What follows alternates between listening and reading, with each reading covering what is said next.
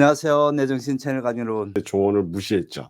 그랬는데 그거에 비해서 인제 분만의 고통을 덜기 위해 마취제를 사용하는 방법은 이것도 뭐 쉬운 것은 아니지만 그래도 산용열에 비해서는 좀 이제 받아들여졌다. 인제 이렇게 인제 평가를 하고 있습니다.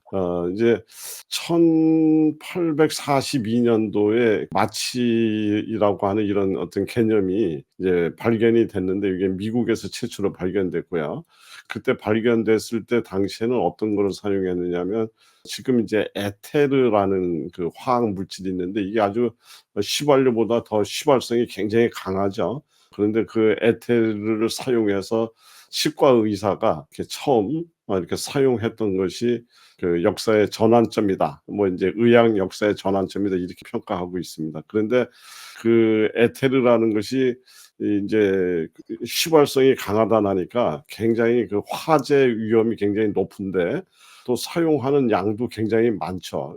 그래서 예를 들어서 마취의 효과를 나타내려고 그러면 출산을 하는 사람들한테 사용하려면 우리 이렇게 뭐 드럼통 하나 정도를 갖고 가 갖고 사용을 한다든가 또 인제 그렇게 사용하다 나면은 당연히 화재 위험이라든가 이런 것들이 항상 존재를 하기 때문에 '좋은 방법이 아니었다.'라고 인제 됐지만 그러나 어쨌든 이런 어떤 화학약품에 의해서 마취가 되고 어떤 이런 수술이나 라든가 이런 거를 할 때 '통증을 줄여줄 수 있다.'라는 그 개념을 이해하기 시작한 게 1840 년대다 이렇게 생각하시면 됩니다. 인제 그러던 것을 스코틀랜드의 의사 산부인과 의사 심프슨이라는 사람이 있었는데 이분이 인제 더 나은 방법을 인제 찾기 위해서 연구를 착수해서 이 분야에 아주 굉장히 금자탑을 쌓는 그런 의사로 평가되고 있는데요. 그 심프슨이라는 의사가 더 그냥 하여간 사람들한테 마취 효과가 있는 거라면 무엇이든지 다 갖다가 본인이 직접 실험을 하고 인제 이렇게 해 가지고 굉장히 찾는 노력을 많이 했다고 그럽니다. 수도 없는 노력을 하고 실패하고 인제 이러던 그러던 때에 어떤 약사가 그한테 클로로포름을 사용해 보라고 추천을 하게 되고요.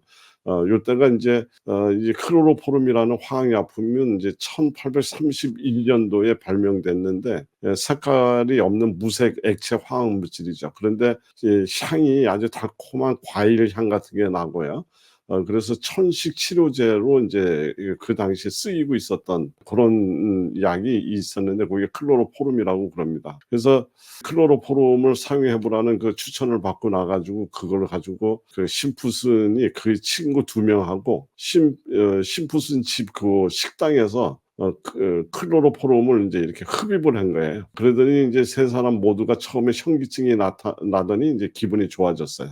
그리고 한동안 인제 웃으면서 인제 행복한 이야기를 나눴는데 이제 문제는 뭐냐면 다음 순간 자기 딱 쳐다보니까 이미 해가 밝아 있는 아침이었다는 걸 인제 깨닫게 됩니다. 그러니까 다시 얘기하면 저녁 때 클로로폼을 마시고 전부 다 무의식 상태로 그냥 바닥에서 누워서 몇 시간이 지난 거죠. 그러니까 인제 마취의 효과가 있다는 것을 확실하게 인제 실험을 인제 본인들이 우연치 않은 그런 상황에서 인제 그 효능을 알게 된 겁니다. 그래서 그때부터 심프슨은 이 클로로포름을 손수건에다 이렇게 적셔서 한 티스푼으로 반 정도를 인제 손수건에 적셔 가지고 촉촉해지게 만드는 손수건을 산모의 입과 코에 갖다가 이렇게 갖다 대면 산모가 깊은 잠에 인제 들 때까지 인제 그것을 계속 반복을 하다가 그러면서 인제 출산을 도와주는 인제 이렇게 했다고 그럽니다. 그래서 마취해서 깨어난 산모가 인제 깜짝 놀란 거죠. 자기는 뭐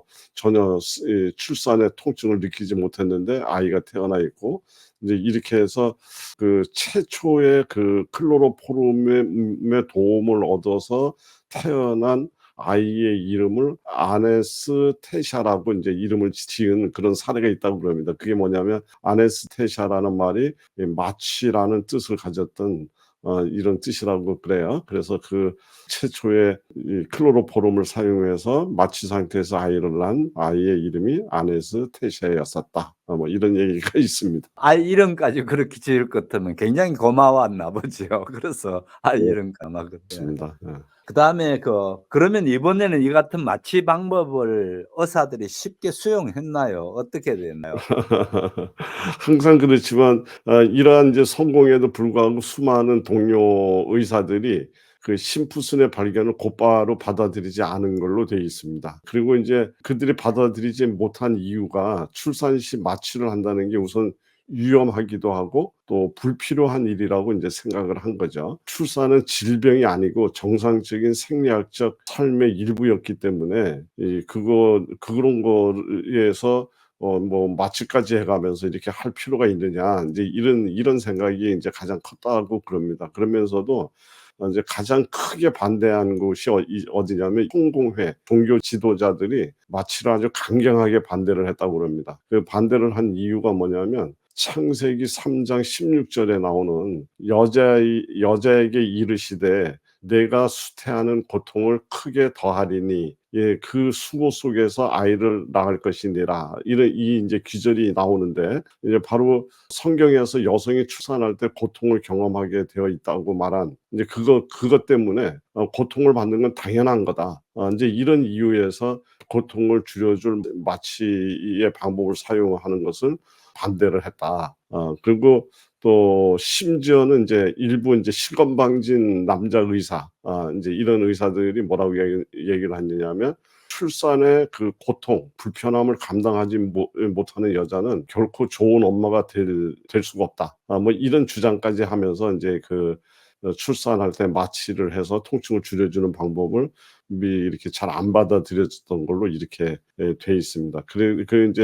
이제 1800 년도에 일어났던 일은 아니지만 1591 년도에 유페미 맥알레인이라는 이제 여성이 있었는데요. 이 여성이 출산의 통증을 때문에 인제 항상 겁이 나고 그러니까 그 통증을 줄이기 위해서 출산을 도와주는 산파한테 뭔가 물약을 달라고 요청을 한 적이 있었답니다. 그런데 그것이 인제 알려지게 되고 인제 그것은 성경에 반하는 짓을 요청했다는 이유로 그 당시 국왕 제임스 6 세가 인제 있었던 그 재임 시절인데 제임스 6 세가 바로 그 여인 유페미 맥알레인을 인제 산채로 붙잡아다 화형을 시킨 그런 사건이 있었다고 얘기를 합니다. 그리고 그때 도와줬던 산파도 역시 마녀라는 제목으로 인제 처형이 되는 이런 사건이 있었다고 합니다. 그러니까 그 당시에 유럽은 에서 생각하던 어떤 이런 것들은 이제 굉장히 어떤 왜곡된 그 성경의 해석이라든가 이런 것을 놓고 여러 가지 이런 어떤 이런 것들이 인제 발전이 되거나 어떤 이런 것들에 대해서 방해를 하는 이런 일들이 많이 있었던 것 같아요. 역시나 교회가 항상 또 문제네요. 그러니까 성공회도 그렇고 제임스 6세 같은 역시 그쪽 성공회 쪽에요. 어떻게 그렇게 사람을 불태워 죽이면 걸핏하면 거기는 고등어 굽는 것도 아니고 사람을 그렇게 임산부를 그렇게 태워서 저기 마녀라는 걸 덮어 씌워서 불태우고 그랬는 참 안타깝네요. 그렇다면 심슨의 이 마취법은 어떻게 계속 이제 확산시킬 수 있었나요? 그러니까 인제 이 심프슨이 인제 그 종교적 비판에 굉장히 많이 맞서서 소책자도 쓰고 많이 이렇게 알리려고 노력을 했던 것 같아요. 그런데 이분이 또 주장했던 내용은 어떤 거였었냐면 하나님이 아담의 갈비뼈를 꺼내서 이브를 창조할 때 "아담을 마취했다." 이렇게 소책자에 또 썼다고 그럽니다. 그러면서 심프슨이 주장하는 거는 뭐냐면 이게 선인 줄 알면서도 "행하지 않는 것이 죄다." 라고 말하는 야고보 4장 17절 86 이걸 인용해서 인제 반박을 하는 인제 이런 내용들이 있었다고 그럽니다. 인제 그러면서 계속 이런 논란이 수년간 인제 꼬리에 꼬리를 물고 인제 이렇게 인제 가면서 심프슨의 과 그 지지자들의 노력에도 산부인과에서 마취제는 폭넓게 채택되지 않은 걸로 되어 있습니다. 또 그러면서도 인제 그것이 폭넓게 채택되지 않은 이유 중에 하나가 이 과도한 양의 클로로포름을 사용했다가 환자가 실제로 사망하는 사례가 종종 이렇게 생기는 그런 일도 있었기 때문에 이게 확산하는 데 굉장히 어려움이 있었다라고 얘기를 하고 있고요.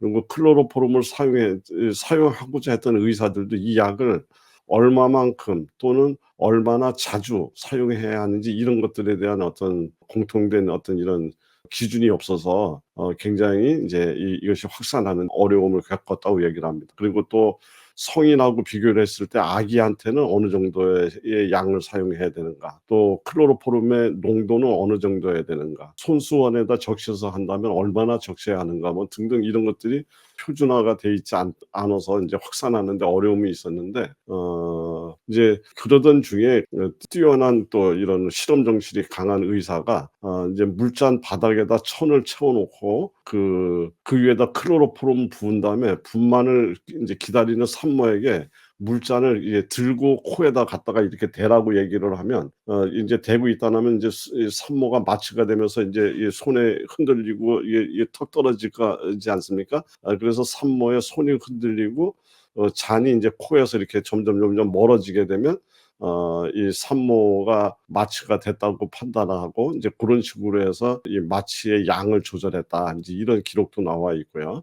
그래서 하여간 초창기에는 이런 어떤 마취라고 하는 그런 통증을 억제해주는 이런 방법이 있음에도 불구하고 종교적 이유라든가 또는 이것에 사용하는 어떤 그 기준 이런 것들이 설정이 안 돼서 굉장히 오랜 시간 동안 이것도 또 이제 사용하는 데 많이 시간이 걸렸던 것 같아요. 그러면은 이제 산부인과에서 마취가 바로 대중화될 수 있는 그게 됐나요? 또 어려움이 있었나요? 네. 그래서 그러나 인제 산부인과에서 마취가 결국은 아무리 어려움을 겪더라도 인제 대중화될 수밖에 없는 것이 결국은 여성들이 원하고 있단 말이에요. 그러니까 마취를 해서 이게 통증을 없는 어떤 이런 출산을 하는 여성들이 원하는 이런 것들이 인제 많았기 때문에 이 산모들이 인제 "죽음 다음으로 가장 두려운 것이 출산의 고통이었다."라고 이야기를 하면 바로 이 마취의 방법은 여성들한테 그런 것을 인제 해방시켜 주는 아주 굉장히 중요한 이런 거기 때문에 굉장히 많은 여성들이 원하니까 결국은 점차 대중화가 될 수밖에 없었다. 이렇게 얘기를 합니다. 그래서 인제 그때 당시에 스노라고 하는 인제 그 또 의사가 있는데 이 의사가 굉장히 꼼꼼한 인제 연구를 했다고 그럽니다. 인제 이 의사는 영국 의사인데요.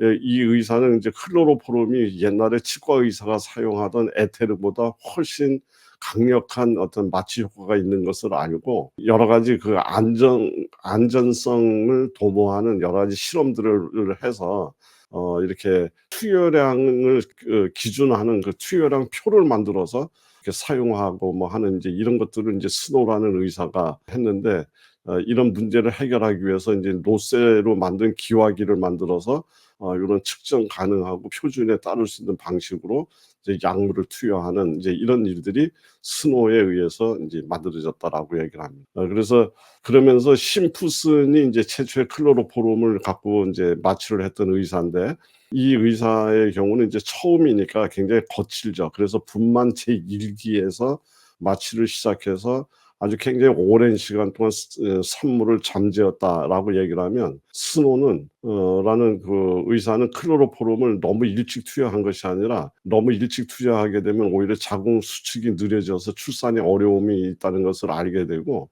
그래서 스노는 그 심프슨보다 훨씬 적은 용량을 사용하면서 분만 1기 때 마취를 하는 것이 아니라 2기 정도에 접어들었을 때 아기가 태어나기 직전에 이제 마취를 실시해서 굉장히 아주 작은 시간 동안만 마취를 하는 이제 이런 방법으로 좀 더 이렇게 세밀화시킨 였다고 얘기를 합니다. 근데 이 스노라고 하는 의사가 정말 이제 재밌는 것이 뭐냐면 인제 그 당시가 인제 우리 앞에서 얘기했던 빅토리아 여왕 시절인데요. 그런데 이 빅토리아 여왕이 바로 인제 뭐 이 9명의 자식을 낳은 인제 여왕으로 알려져 있어요. 그러니까 굉장히 이제 출산을 많이 했죠. 그러니까 평균적으로 1년 반 정도 만에 자식들을 계속해서 낳는 인제 이런 다산의 여왕이라고 얘기할 수가 있는데 이제 그 항상 그 출산할 때마다 고통을 받고 이런 것들을 인제 보면서 인제 그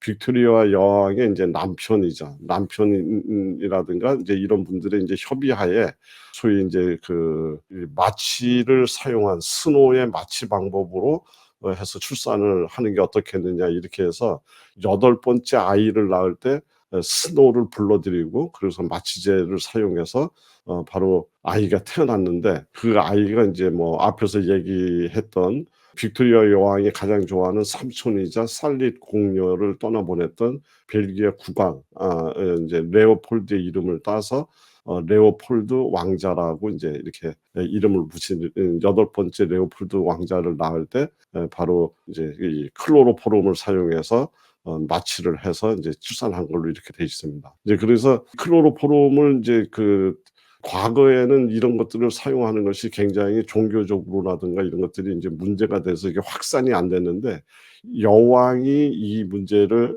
마취제를 사용해서 출산을 했다는 것이 이제 알려지면서 이제 이 본격적으로 확산이 되고 많은 사람들한테 이제 많은 사람들의 그 출산의 고통을 덜어주는 이런 쪽으로 이제 막 이제 확산이 된 걸로 이렇게 돼 있습니다. 그러니까 유명 인사라든가 이런 어떤 큰 정치적인 어떤 힘을 갖고 있는 사람이 이게 선택을 하게 되면 이제 그냥 뭐 지금 현재도 마찬가지지만은 비판 없이 잘 이렇게 받아들여지는 경우가 종종 있죠.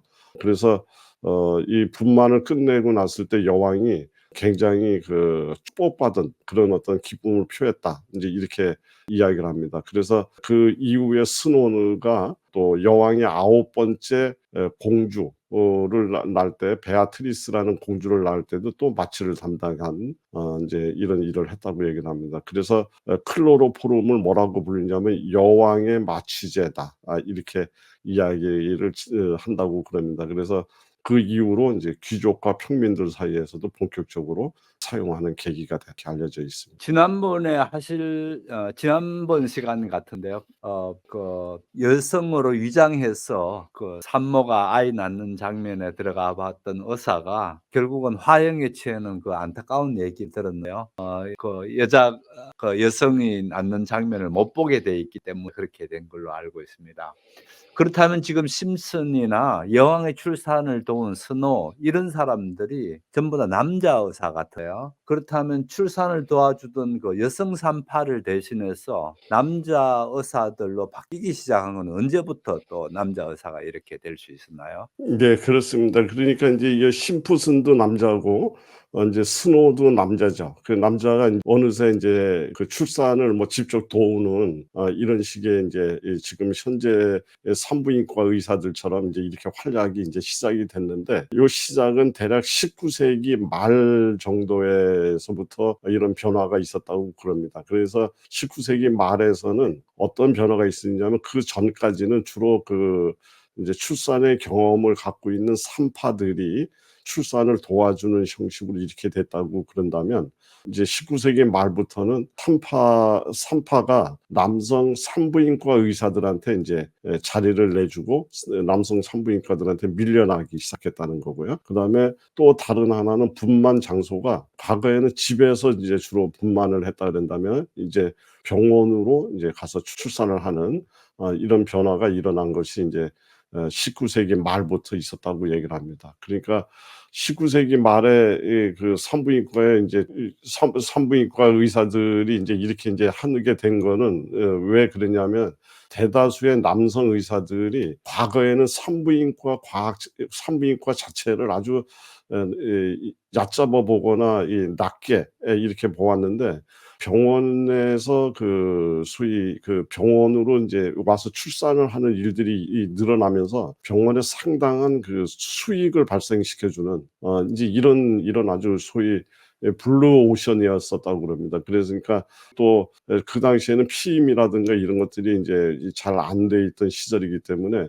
전부 다산을 하고 있어서 점점 이 병원에 와서 출산하는 사람들이 많아지고, 그래서 고객 기반이 끊이지 않고 몇 번이고 다시 찾아오는 그런 분야이기 때문에 본격적으로 인제 병원 안에 인제 산부인과가 활성화가 되기 시작하는데, 그 산부인과가 활성화가 될 때 남자 의사들이 여성분들을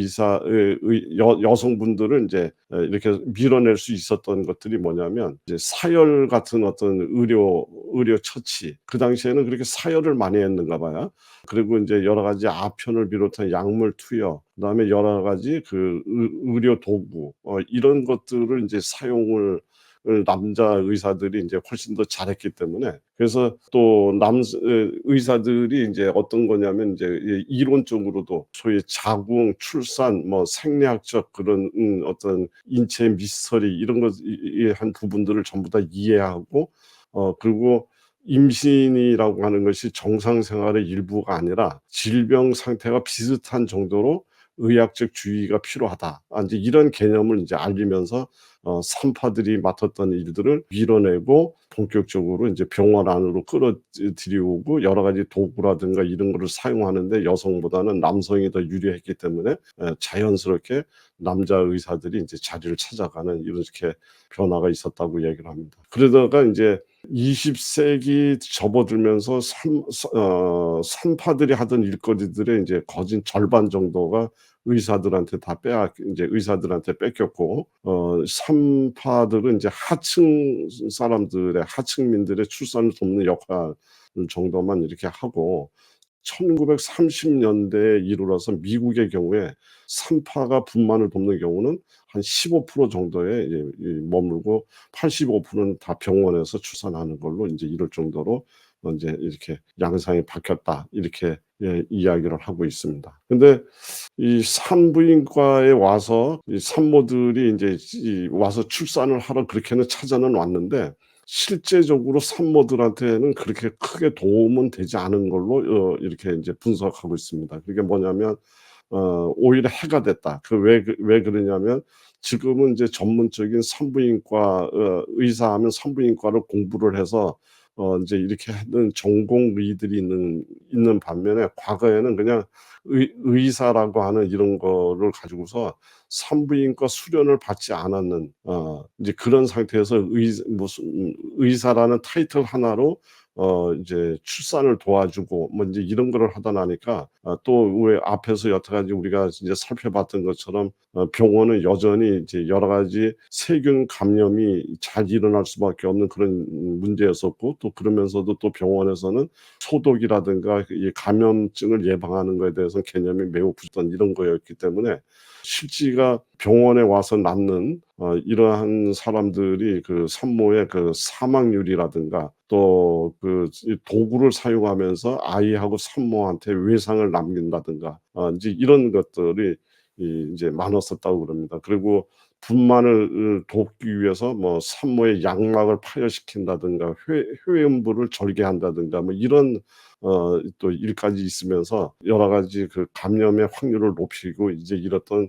아주 안타까운 시절이 있었다고 얘기를 합니다. 그러면서도 의사들은 그렇게 해서 사망을 해도 자기가 잘못해서 사망을 했다 이렇게 얘기를 하는 것이 아니라, 진단명을 뭐 예를 들면 복막염이다, 혈액이 중독됐다, 결핵이다, 뭐 창자에 염증이 생겼다, 뭐 이런 식으로 병명을 손쉽게 대처하고 이렇게 하면서 이 소위 20 세기 초까지는 병원에 들어가서 산부인과에서 출산들은 많이 했지만, 사실은 산부인과에 가서 낳는 것이 옛날 산파의 시절보다 훨씬 그 산모들의 그 사망률이 훨씬 더 높았던 걸로 이렇게 분석하고 있습니다. 그 당시에 산모들의 사망률은 어느 정도쯤 됐나요?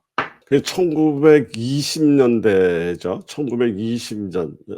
지금으로부터 100년 전입니다. 이때 미국 기준으로 하면 미국의 출산 1000건당 8 명의 산모가 사망하는 걸로 이제 돼 있고요. 거의 1%에 달하는 비율이었었고요. 1880 년대에 그 소위 소독약 방부제가 등장한 이후에 50년 동안 그 이 산부인과 이 어떤 의학의 분야는 의 역사를 보면 지탄을 받아 마땅할 정도의 아주 상당히 그 부진했다 이렇게 볼 수가 있는데, 이 대부분이 인제 이 감염증으로 출산하면서 인제 죽는 거죠. 그래서 1920 년에서부터 1929 년까지 약 10년 동안 이 미국 여성 중에 25만 명이 출산을 하다가 인제 사망을 한 걸로 이렇게 기록이 됐고요. 그중에 절반가량이 인제 산후의 폐혈증으로 감염돼서 혈액에 인제 세균이 옮겨온 거죠. 그리고 또 출혈, 색전증, 그다음에 이제 낙태를 또 시도하다가 인제 또 과도한 마취제 사용 뭐 이런 것들에 의해서 인제 그렇게 많은 사람들이 죽은 걸로 되어 있습니다. 10 년에 한 25만 명 정도의 인제 여성들이 인제 사망을 하는 이런 일이 있었고요. 이 전체적으로 보면 1930 년대보다 오히려 1800 년대가 더 안전했다. 이렇게. 그러니까 1800년대는 이제 산파들이 이제 이렇게 도와주던 그런 때죠. 그리고 1930년대 이때는 이제 병원에서 의사들에 의해서 출산이 이제 진행이 되던 때인데 오히려 병원에서 진행될 때 훨씬 더 많은 사람들이 죽은 걸로 이렇게 돼 있습니다. 그럼에도 불구하고 이제 많은 산모들이 이제 남성 산부인과 의사에게 진료를 받기 위해서 자꾸 이제 병원을 찾아가는 걸로 이제 이렇게 변화가 있었고요. 그러면 그럴수록 의사들은 이제 환자를 여기저기 놔두는 것이 아니라 한 장소에 모아두는 것을 선호했다고 그럽니다. 그렇게 하면 시간을 아끼고 더 많은 환자를 봐줄 수 있었기 때문에 결국은 많은 환자들을 모아 놓다 나니까 여기서 또 감염증이 생기고 또 여러 가지 이제 문제가 생기다니까 병원에 오지 못해서 집에서 출산하는 빈곤층 여성들보다 부유층 여성, 그러니까 병원에 와서 출산하는 사람들이 훨씬 더 사망을 많이 했다. 이제 이렇게 참 아이러니한 이런 어떤 결과들이 만들어졌다 이렇게 얘기를 합니다.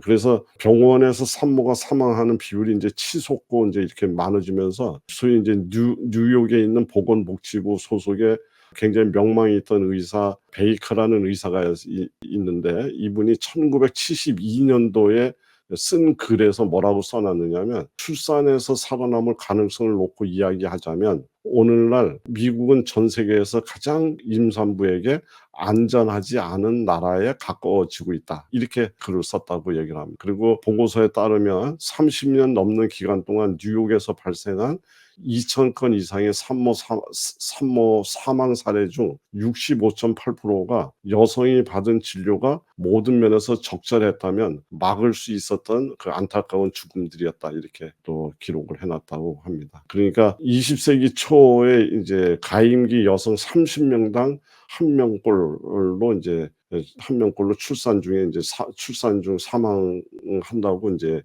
예상할 수 있다. 이제 이렇게 얘기를 했는데 정직한 관찰자라면 산부인과 과학이 1800년도에 비해서 19세기, 20세기 초까지 아주 크게 후퇴했음을 부정할 수 없다. 이렇게 이야기를 합니다. 이제 그러던 것이 1930년대에 마침내 이제 항생제가 등장하면서 또 단순한 위생 관리나 손 씻기로 극복할 수 없었던 그런 감염증을 이제 이기게 되고 그러면서 임산부가 감염으로 사망하는 이런 것들이 줄어들게 되고 그렇게 되면서 이제 점차 출산의 문제를 병원에서 이제 더 확대되어가는 이제 이렇게 되고 결국은 병원이 아이를 출산하기에 안전하고 편안한 곳이 된다.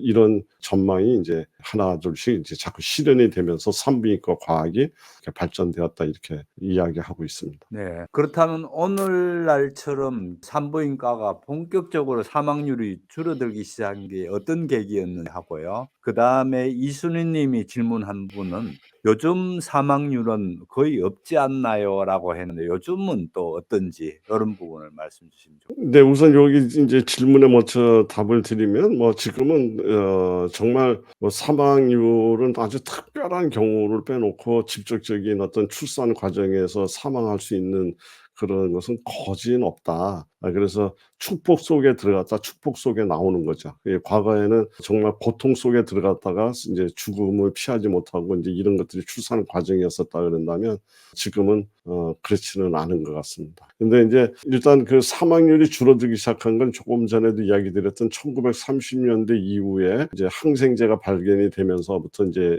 또 됐지만 그 무렵서부터 이제 살균 장갑을 이제 사용을 한다든가 또 이 자궁 수축을 촉진해서 출혈을 줄이는 그리고 자궁 수축을 촉진해서 빨리 출산을 하게 만드는 이제 그게 이제 에고메트린이라는 약물이 있는데 그 약물이 발견이 돼서 사용한 것도 이제 바로 20세기 중반 정도서부터 이제 사용이 됐고요. 그래서 그걸로만으로도 출혈이 심한 분들의 그 산모의 목숨을 구할 수 있었다. 이렇게 되고요. 또 옥시토신이라고 하는 호르몬을 이제 또 발견을 해서 분만을 촉진하거나 그다음에 죽어서 죽은 아이 있죠. 뱃속에서 죽은 아이 그런 어떤 사산된 아이를 처치하는데 그 자궁 분만을 이제 강하게 수축해서 이게 출산하게 만드는 이제 이런 개념의 옥시토신이 개발이 됐고요. 이 마취 방법도 굉장히 훨씬 더 아주 편안하고 안전한 마취 방법이 개발이 됐고, 그리고 그때부터 피임 방법이 이제 우리가 알려지기 시작하면서 20세기 중반서부터 어떤 출산하면서 이렇게 사망하는 것들이 이제 굉장히 많이 줄어드는 이런 거였다고 그럽니다. 근데 그중에서도 가장 그 중요한 발전을 꼽자면 우리 지금도 하죠. 그 태아 초음파 하는 거 있죠.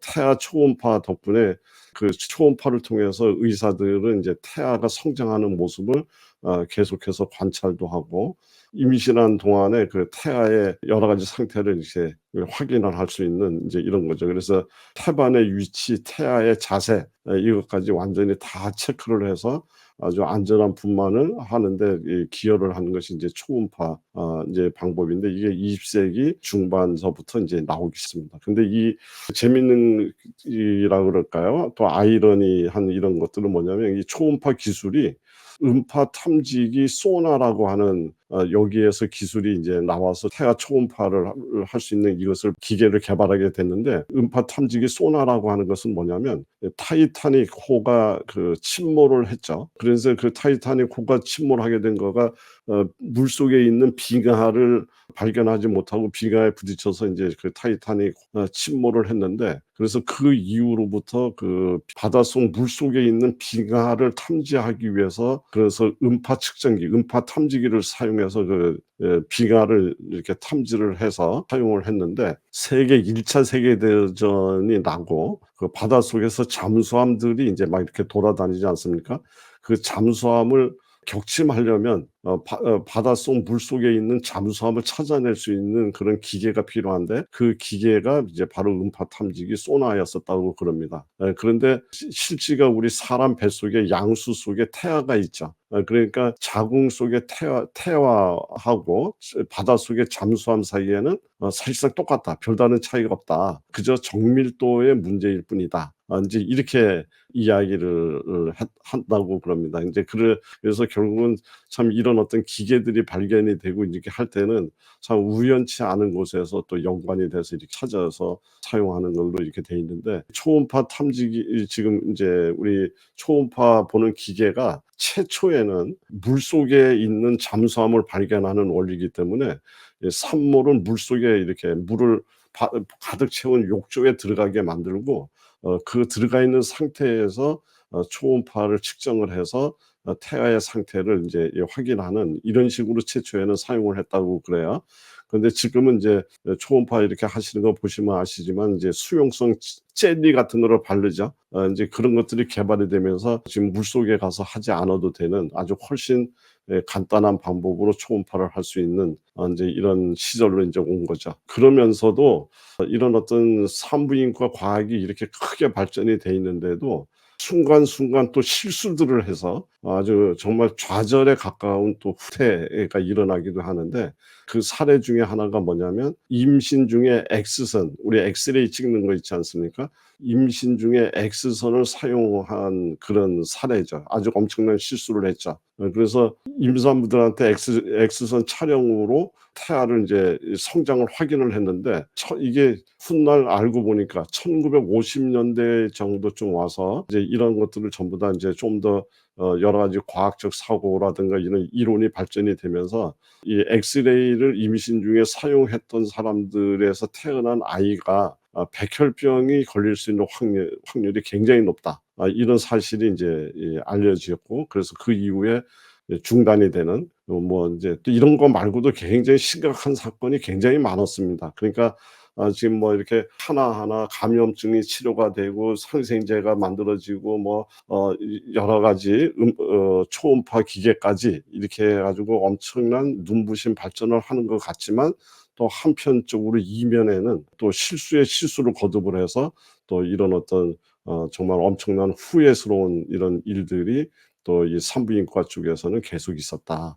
이렇게 이야기를 하고 있습니다. 엑스선을 사용했다는 게 상당히 심각한 그런 얘기 같은데 이거보다 더 심각한 어떤 사건들도 또 있다고 좀 전에 말씀하셨는데요. 어떤 또 더 바보 같은 짓을 했다 할까? 나쁜 일들이 네. 벌어졌나요? 근데 정말 그런 것들이 끔찍한 일들이 많이 있었죠. 그중에 하나가 인제 약물들을 잘못 사용한 경우인데요.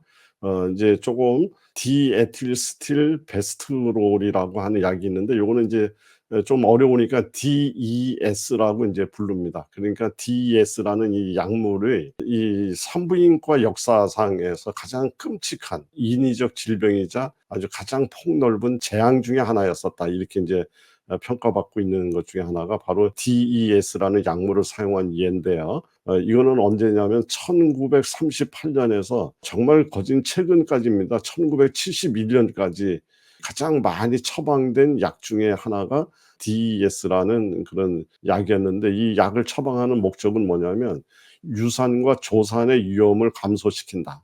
인제 이런 것들이 알려지면서 사용하게 된 요게 합성 에스트로겐입니다. 그러니까 여성 호르몬이죠. 합성해서 만드는 인제 여성 호르몬인데 이런 이 제품이 그렇게 알려지면서 아주 제품도 굉장히 여러 가지 형태로 만들어졌는데 심지어는 인제 산모용 비타민에도 좀 들어가 있고 또 크림에도 들어가 있고 또 질에 넣는 자약의 형태로도 인제 이렇게 만들어지고 다양한 형태로 만들어져서 많은 임신한 여성들이 이제 사용을 했던 DES라는 약이 있습니다. 그러면서 이 DES가 인기가 굉장히 많아졌는데요. 어떤 산모는 피임약을 9개월간 복용하는 것 같은 양을 소위 하루에 다 먹는 그러니까 그런 정도 복용하는 엄청난 양을 복용하기도 하고요.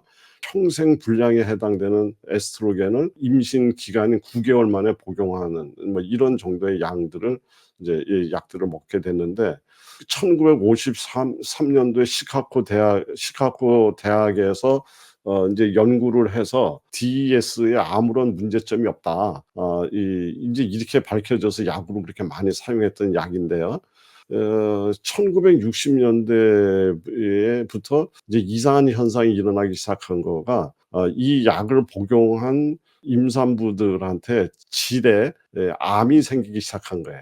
그래서 통상적으로 이 질에 생기는 암은 주로 노년기에 발병하는 데 비해서 지금 어떤 임산부 또 심지어는 10 대에 불과한 어린이한테도 인제 이 질의 암이 이렇게 생겨나는 일들이 인제 발견되기 시작하면서 왜 이런 일들이 임산부라든가 어린 소녀들한테 생기는지를 아무도 알지 못했던 거죠. 그런데 인제 우연치 않은 기회에 어떤 환자의 어머니 한 분이 의사한테 인제 자기 딸을 임신하고 있을 때 DES를 복용했는데 혹시 이 약과 관계가 있는지 없는지를 인제 묻게 되고 그 질문을 받은 의사 헤rb스트라는 의사가 이게 뭔가가 인제 어떤 느낌이 왔겠죠. 그래서 더 깊이 인제 연구하기 시작을 했고요. 그래서 결국은 1971 년도에 DES가 결국은 질의 암을 일으키는 데 아주 굉장히 중요하게 연관돼 있었다. 이것을 인제 알게 됐고요. 그래서 DES가 내분비를 망가뜨려서 배아 발달 과정에서 호르몬 수준을 바꿔 버리고 태아한테 불확실한 그 악영향을 미치는 이제 화학 물질이라는 것을 인제 알게 되죠. 그러니까 인제 이런 어떤 그 눈부신 어떤 의학의 발전에도 불구하고 또 이런 시대 안에서 또 이런 끔찍한 일들이 인제 발견된 거죠. 그래서 이제 이런 것들을 통해서 우리는 뭐라고 여기 이제 많은 학자들이 얘기를 하냐면 지금 의사들이라든가 현대의학이 모든 것을 우리 인체에서 일어나는 일에 대해서 모든 것을 다 아는 것처럼 이야기를 하지만 사실은 의사들이 아직 우리 인체에서 일어나는 그 미스터리한 부분을 제대로 알지 못한다. 라는 그런 사실을 우리는 알고 있어야 된다. 인제 이런 이야기를 하면서 이 사건을 굉장히 아주 정말 고통스럽고 최악의 경우로 인제 이렇게 풀이하고 있습니다. 근데 인제 왜 그러냐면 DES의 를 인제 사용했던 미국인 그 산모와 태아가 약 1,000,000명 정도가 되는데요. 그런데 문제는 뭐냐면 그 DES를 먹고 태어난 그 딸들이 또 유방암과 자궁경부암, 그 다른 암 쪽에 이 생길 우려가 의학적으로 지금 또 높다. 이것이 이제 또 지금 밝혀지고 있는 거죠. 지금에 와서. 그러면 이제 그 이후에는 또 어떻게 될지는 아직도 지금 모르는 거죠. 그러면서 이 DES에 노출됐던 이런 사람들이 그 다른 암, 뭐 자궁암이라든가 이런 것뿐만 아니라 또 불임이 될 확률도 또 높고요. 그다음에 자궁의 임신, 자궁경부 무력증, 뭐 유산, 뭐 이런 비율들이 훨씬 더 크게 되고요. 또 남자아이 같은 경우에는 고환의 이상이 나타날 가능성이 높다. 뭐 이런저런, 그리고 뭐 DNA의 변형을 일으킬 가능성도 대두되고, 그래서 DES의 손자, 손녀 뭐 이런 사람들이 전부 다 불임, 발암 위험에 처할 수 있다. 이제 이런 것들이 지금 밝혀지면서 굉장히 안타까운 그런 약물 하나에 잘못 사용한 것이 이렇게 대대손손 이렇게 여러 가지 문제를 이렇게 만들고 있기 때문에 이런 DES 같은 이런 것들을 생물학적 시한폭탄이다. 이렇게 이야기를 하는데요. 그런데 세계 각지의 여성들이 여전히 DES가 아직 실현되지 않았거나 밝혀지지 않은 방식으로 자신의 건강을 지금 얼마만큼 해치고 있는지, 또 앞으로 얼마나 더 해칠 것인지 이 자체를 지금 모르고 살아가고 있다. 이제 이렇게 하면서 많이 안타까워하고 있는 그런 내용입니다. 네. 얘기 듣고 보니까 참 무서운 얘기네요. 이렇게 자기 한 대로 끝나는 게 아니고 계속해서 연결되는 분들이 무서운 얘기 같고요. 이 같은 약물 사용으로 인한 또 다른 비극적인 사건들은 또 어떤 게 있나요? 근데 이 사건도 엄청난 비극적인 사건이죠. 이 최악의 의료 사고라고 얘기할 수 있는 거고요. 최악의 이제 의료 사건이라는 건 뭐냐면, 일반적으로 의료 사고라고 얘기하는 것은 뭐 의사가 환자를 만나는 것이 뭐 한꺼번에 집단적으로 만나는 것이 아니라 개별적으로 만나는 거지 않습니까? 그러다 나니까 의료 특성상 의료 사고로 여러 명이 사망한다. 예, 이거는 그렇게 쉬운 일이 아니죠. 그럴 일이 없는데, 이제 여러 명이 사망하게 되거나 이런 어떤 대형 사고가 나는 것은 이런 약물에 의해서 이제 이 사고가 이제 진행이 될 때는 대규모로 일어날 수가 있는데, 그 최악의 약으로 인한 어떤 사고는 무엇일까? 이렇게 얘기를 한다면, 앞에서의 DES의 사건도 크지만 또 이 탈리도마이드 사건이라는 것이 있습니다. 이것도 굉장히 큰 사건인데요. 탈리도마이드 사건이라는 것은 뭐냐면, 이제 독일에 있는 제약회사에서 1957년도에 탈리도마이드를 이제 라는 약을 만들었습니다. 1957년도면 제가 태어난 해네요. 이때 탈리도마이드를 만들었습니다. 그래서 콘테르칸이라는 이름으로 이 약을 사용하는 용도가 뭐냐면, 임산부의 그 입덧 방지하고 그다음에 수면제, 이제 수면을 도와주는 그런 용도로 이제 이 약이 시가 됐는데, 탈리도마이드는 동물 실험에서 이제 어떤 부작용도 보이지 않았고, 이제 그래서 그런데 그 독일의 제약회사에서 임상 시험은 충분히 거치지 않았음에도 불구하고 무독성 제품이라는 이름으로 이제 광고를 했고, 그래서 이제 많은 인부들이 이를 이제 복용을 했다고 얘기를 합니다. 근데 이 문제는 뭐냐면, 이 약을 복용한 인부들에게서 사지가 없거나 짧게 태어나는, 짧은 이 팔이 뭐 요만하게 태어난다든가 이 아예 없다든가 이런 아이들이 이제 태어났죠. 그래서 이 아이들한테 이제 해표지증이라는 게 뭐냐면, 이 사지가 없거나 짧은 요 손가락이나 팔이나 다리가 짧게 태어난 요거를 해표지증이라 그러는데, 해표지증 이외에도 손가락이 짧은 단지증, 그다음에 심장의 기형, 뇌 손상, 시력, 청력 상실, 자폐증, 뭐 정말 엄청난 부작용들이 이렇게 많이 이렇게 나타났고, 또 그럼에도 불구하고 생존율 자체도 굉장히 낮은, 이렇게 해서 아이들이 태어났는데, 이것을 우리는 뭐라고 얘기를 하냐면 탈리도마이드 베이비라고 이제 이야기합니다. 그래서 결국은 이 약이 1957년도에 처음 출시가 돼서 1962년도 이제 약 5년간이죠. 5년 정도 만에 이제 그 판매가 금지가 되고 했는데 그 문제는 뭐냐면 그 5년 동안 이 약을 먹었는 그 임산부들이 어느 정도냐면 전 세계 48 개국에서 12,000명 정도의 기형아가 태어난 사건입니다. 그래서 어마어마한 이제 이런 사건인데 혹시 지금 제가 그 사진을 한번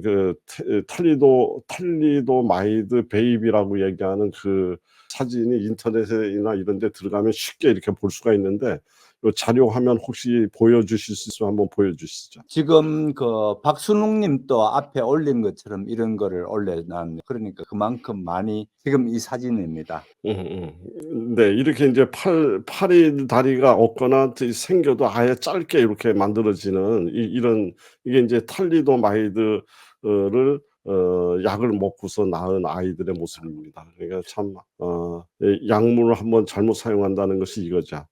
네. 참 무섭네요. 예. 그래서 우리 한국 사람들도 썼나 보죠. 한국에 이런 소설이 특별히 있다고 하나요? 입덧 때 먹었고 그 얘기하는 걸 봐서요. 근데 한국에는 이게 그 당시에 한국에는 안 들어왔던 걸로 알고 있고요. 인제 이 자체가 전 세계적으로 문제가 됐던 이런 내용이라서 결국은 이제 탈리도마이드 이 하면 이제 약으로 일어난 약화 사고 중에 아주 최악의 사고로 항상 예를 드는 거거든요. 예, 그러니까 네. 아마 글을 쓰시는 분들이라든가 이런 분들은 음. 그런 것들을 정보를 갖고 있었기 때문에 아마 이런 책을 쓰지 않았을까 싶습니다. 입덧이 심해서 네. 먹었던 약이 네. 뇌암에 네. 걸려 죽는 내용. 이게 전부 다 이 탈리도마이드와 관련된 그런 얘기입니다. 네.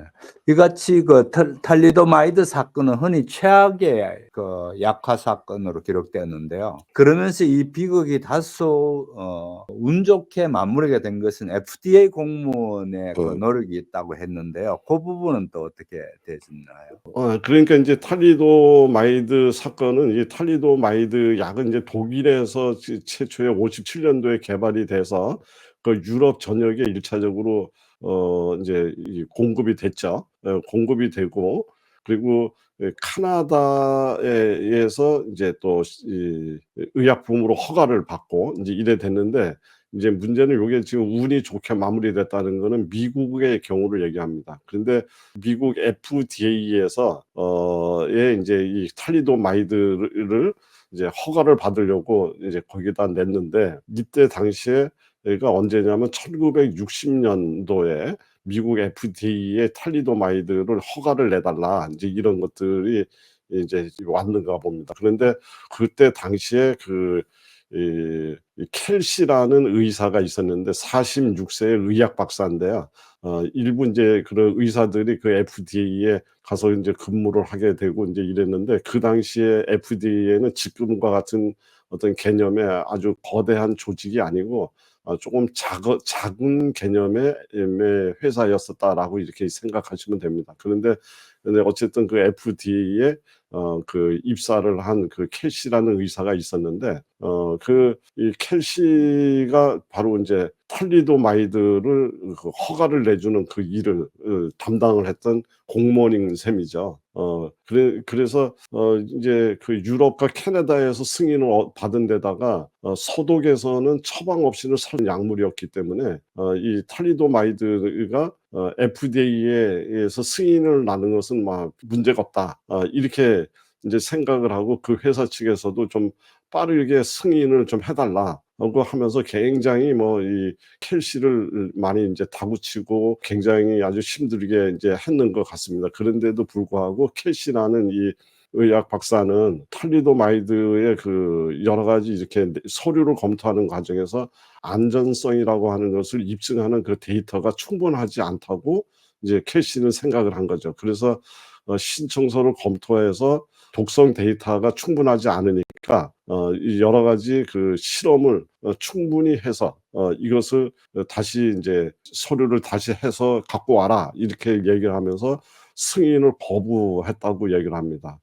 그런데 인제 그 승인을 거부했던 이유가 뭐냐면 그 약물의 아주 자그마한 그 부작용 중에 하나가 팔과 다리가 쇠약해지거나 마비 혹은 고통스러운 저림을 동반하는 말초 신경 변증을 일으킬 수 있다는 그런 이 임상 보고서에 그런 내용이 적혀 있는 것을 보고 그것을 굉장히 우려했다. 그래서 임산부가 복용할 때 태아에 해로운 영향이 없다는 증거를 보강해 달라. 이렇게 해 갖고 그 승인을 인제 거부했다라고 얘기를 합니다. 그래서 인제 그러면서 뭐 그 회사에서는 인제 켈시라는 공무원을 굉장히 뭐 이제 말하자면 쓸데없는 요즘 말로 얘기하면 "쓸데없는 갑질을 한다. 뭐 한다." 하면서 굉장히 많이 괴롭혔는데 이 켈시라는 공무원이 끝까지 인제 이 거절을 하고 인제 이렇게 한 거죠. 그러다가 1961년 11월, 그러니까 1 년이 그 서류가 FDA에 제출되고 나서 1년 정도가 지나고 났을 때 소위 인제 유럽 쪽에서 팔다리가 인제 없는 진드너비 같은 이런 짤막한 이런 것들을 이 달린 아이들이 태어났다는 인제 보도가 계속 나오기 시작하면서 인제 그 소위 탈리도마이드에 인제 문제점이 있다는 것이 인제 알려지게 되는 인제 이런 거죠. 그러니까는 미국 자체로 얘기를 하자면 탈리도마이드를 미국은 허가를 내주질 않았기 때문에 미국에서 사용을 하지 않은 거죠. 그러니까 미국에서는 엄청난 아주 운 좋게 이 공무원 한 사람의 노력에 의해서 이것을 이제 이런 어떤 부작용 사례를 인제 줄일 수 있었던 이런 걸로 이야기를 합니다. 그래서 인제 이 켈시라는 공무원이 그 당시가 인제 케네디 대통령 시절인데 이 켈시가 소위 인제 그 케네디 대통령한테 인제 상도 받고 또 지금도 어떤 공무원의 아주 정직한 공무원상 이거 할 때 인제 켈시상이라는 상을 만들어서 상을 수여하고 하는 인제 이런 일들이 지금도 벌어지고 있다. 인제 이렇게 이야기합니다. 그래서 하여간 미국 아차하는 순간에 탈리도마이드 사건에 국민들이 노출될 수 있었던 것을 이렇게 한 사람의 어떤 그 노력에 의해서 이런 것들이 막을 수 있었다, 이렇게 이야기를 합니다. 딱 맞게 그렇게 시간이 됐습니다. 이같이 함께해 주신 여러분 감사드리고 박사님 늦게까지 고생하셨습니다. 다음 주에 또 뵙도록 하겠습니다. 지금까지 김찬주였습니다. 네. 한영선이었습니다.